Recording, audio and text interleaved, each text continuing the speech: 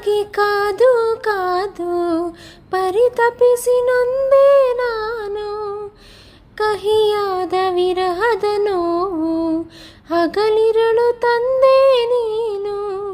ಎದೆಯ ಆಸೆ ಏನೋ ಎಂದು ನೀ ಕಾಣದಾದೆ. ನಿಶೆಯೊಂದೆ ನನ್ನಲ್ಲಿ ನೀ ತುಂಬಿದೆ. ಬೆಳಕೊಂದೆ ನಿನ್ನಿಂದ ನಾ ಬಯಸಿದೆ. ನೀನಿಲ್ಲದೆ ನನಗೇನಿದೆ.